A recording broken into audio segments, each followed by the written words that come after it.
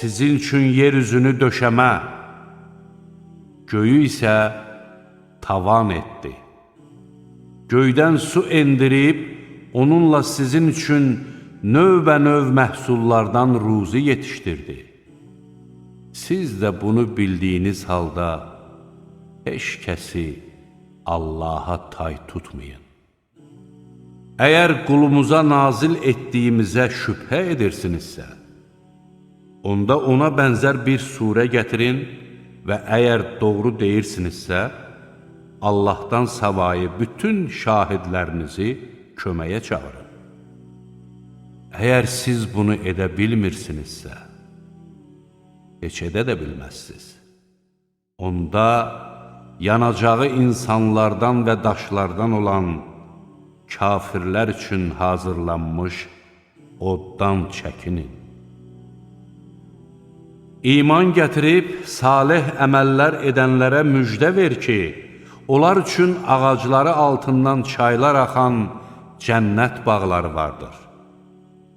Hər dəfə onun meyvələrindən onlara ruzi verildikcə, bu ki, əvvəlcə bizə verilən ruzidir deyəcəklər. Halbuki onlara onun oxşarı veriləcəkdir. Onlardan ötürü orada pak zövcələr var və onlar orada əbədi qalacaqlar. Həqiqətən Allah ağcaqanadı və istər böyüklükdə, istərsə də kiçiklikdə ondan da üstün olanı məsəl çəkməkdən utanmaz. İman gətirənlər bilirlər ki, bu, onların Rəbbindən gələn haqdır. Küfr edənlər isə deyirlər, bu məsəllə Allah nə demək istədi? Halbuki, o bununla bir çoxlarını azdırır və bir çoxlarını da haqq yoluna yönəldir. Lakin o, bununla yalnız fasiqləri yoldan çıxarır.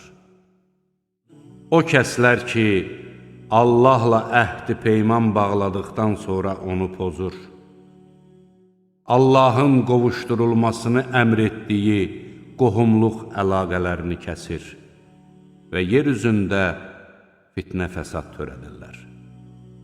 Məhz onlar ziyana uğrayanlardır. Allahı necə inkar edirsiniz ki, siz ölü idiniz, o sizi diriltdi.